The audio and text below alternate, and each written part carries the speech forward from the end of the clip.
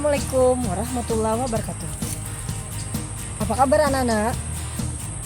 Semoga kalian selalu sehat walafiat dimanapun kalian berada. Dan tentunya tetap semangat mengikuti pelajaran. Anak-anakku yang berbahagia, kali ini channel Mari Belajar akan ditemani oleh Kak Feni Deborah Nababan, mahasiswa PPL 2 Universitas Palangkaraya. Untuk lebih jelasnya, mari kita ikuti pembelajaran berikut ini.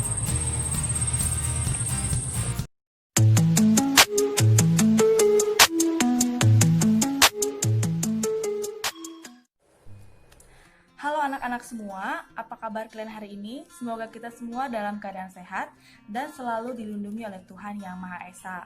Nah, anak-anak, izinkan Ibu untuk memperkenalkan diri. Nah, perkenalkan, nama Ibu Feni Deborah Nababan, Ibu dari Program Studi Pendidikan Bahasa dan Sastra Indonesia Universitas Palangkaraya. Nah, saat ini Ibu sedang melakukan PPL 2 di SMP Negeri 9 Palangkaraya. Nah, anak-anak, silakan kalian untuk menyimak video pembelajaran berikut ini. Nah, materi kita saat ini ialah menyimpulkan isi teks eksposisi. Namun sebelumnya, Ibu sampaikan terlebih dahulu tujuan pembelajaran dari materi ini. Nah, adapun tujuan pembelajaran dari materi ini, diharapkan kalian mampu menyimpulkan isi teks eksposisi yang berupa artikel ilmiah populer dari surat kabar dan majalah berdasarkan gagasan-gagasan yang didengar dan dibaca.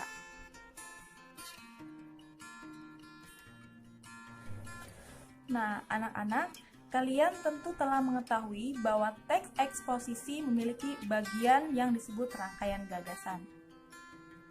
Nah, anak-anak, sekarang kita akan masuk pada poin yang pertama, yaitu gagasan umum sebagai dasar penyimpulan isi teks.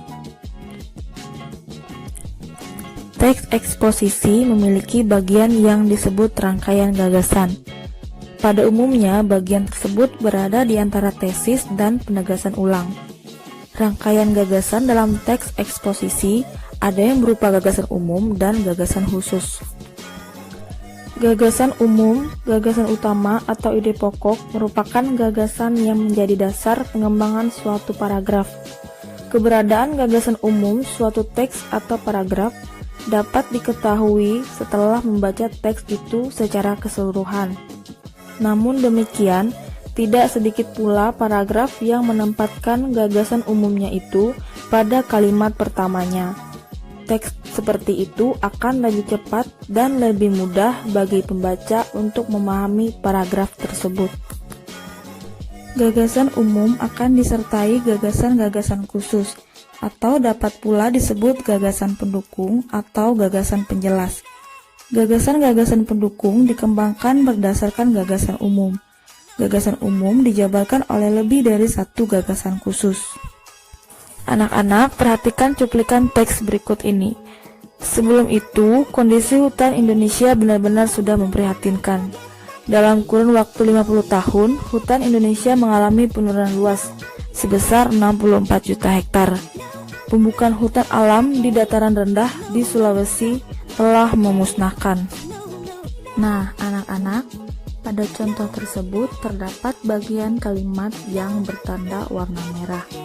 Bagian yang berwarna merah merupakan gagasan umum paragraf tersebut. Sementara itu, kalimat-kalimat lain berfungsi sebagai pendukung atau penjelas. Berdasarkan contoh tersebut, ternyata ada hubungan antara gagasan umum dengan bagian penting suatu teks. Sesuatu yang dianggap penting biasanya merupakan gagasan umum. Anak-anak sekalian, di sini Ibu akan memberikan kembali contoh paragraf. Nah, kalian perhatikan dan simak contoh paragraf berikut ini. Kebiasaan masyarakat dalam membuang sampah sembarangan merupakan penyebab rusaknya jalan dan timbulnya banjir. Secarik kertas dibuang oleh seorang pelajar. Sebuah kantong plastik dilemparkan oleh seorang ibu sepulang dari pasar. Dan selembar bungkus rokok dihempaskan seorang bapak. Kemudian sampah itu bergabung dari berbagai tempat, memacetkan saluran-saluran air, meluap dan banjir. Warga masyarakat mengeluh setiap hari melalui media cetak dan elektronik. Nah, anak-anak, Setelah kalian menyimak contoh teks eksposisi yang telah Ibu sampaikan tadi, sekarang perhatikan tabel berikut ini, di mana gagasan umum dan gagasan khusus pada cuplikan teks tersebut dapat dijelaskan seperti berikut. Perhatikan pada kolom yang pertama, yaitu ada gagasan umum. Nah, gagasan umumnya di sini ialah kebiasaan masyarakat dalam membuang sampah sembarangan, merupakan penyebab dari rusaknya jalan dan banjir. Nah, pada sebelahnya, kolom sebelahnya ini ada gagasan khusus, di mana terdapat 3 gagasan khusus. Yang pertama, secari kertas dibuang oleh seorang pelajar. Sebuah kantong plastik dilemparkan oleh seorang ibu sepulang dari pasar. Dan selembar bungkus rokok dihempaskan seorang bapak. Kemudian berkolaborasi dengan sampah-sampah dari ribuan warga lainnya. Gagasan khusus yang kedua, sampah-sampah itu bergabung dari berbagai tempat, memacetkan saluran-saluran air, meluap dan banjir. Untuk gagasan khusus yang ketiga, warga masyarakat mengeluh setiap hari melalui media cetak dan elektronik.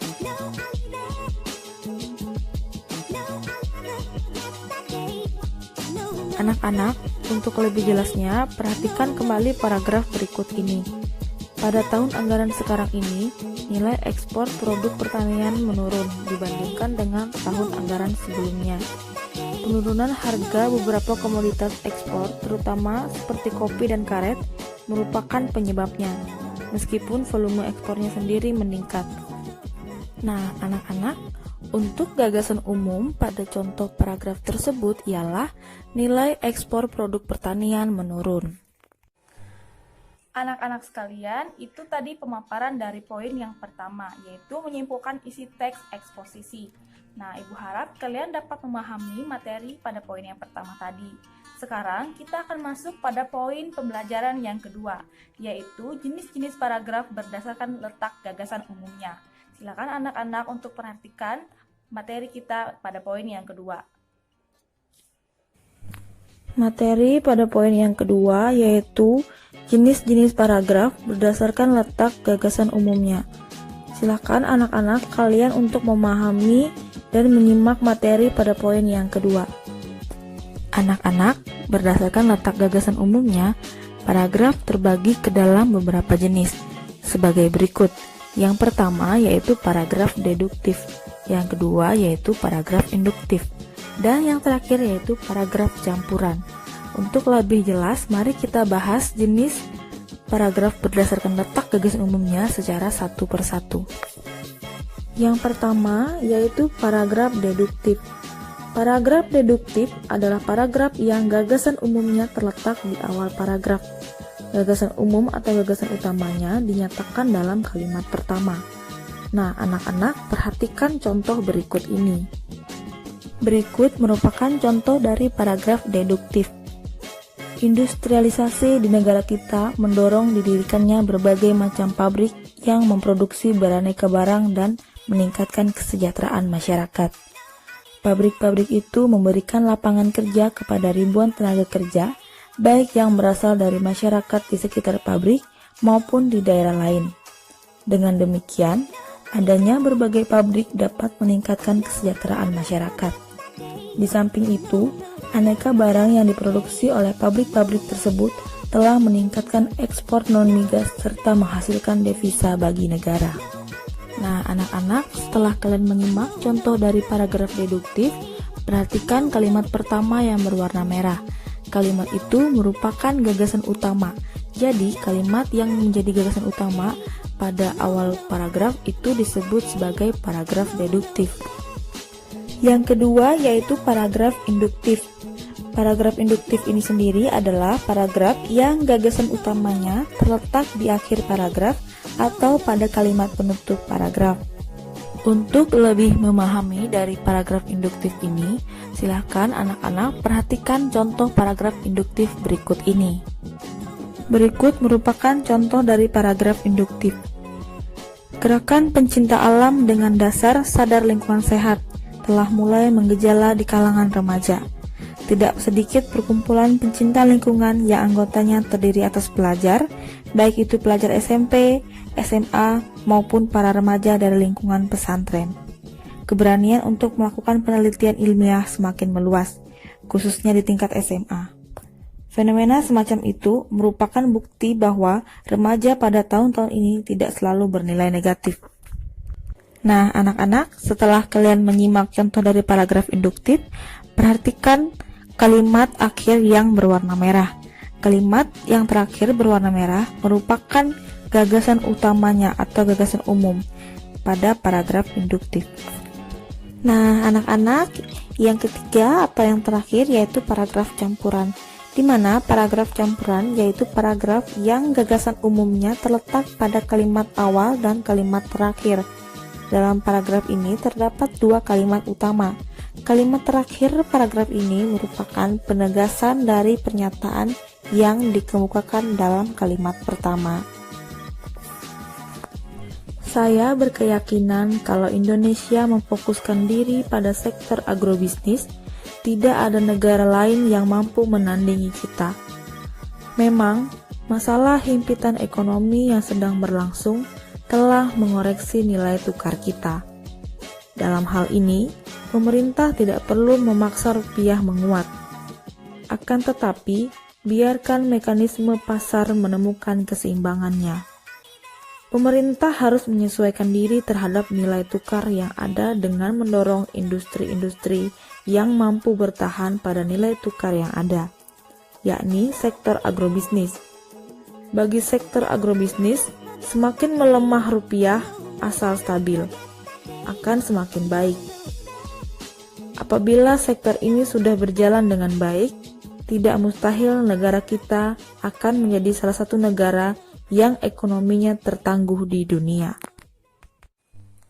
Baiklah anak-anak sekalian, demikian pemaparan materi dari poin pembelajaran yang pertama, yaitu gagasan umum sebagai dasar penyimpulan isi teks, dan poin yang kedua tadi yaitu jenis-jenis paragraf berdasarkan letak gagasan umumnya. Ibu harap semoga kalian bisa memahami materi yang telah Ibu sampaikan. Nah, akhir kata, sampai jumpa pada video pembelajaran yang akan datang. Terima kasih. Salam sehat.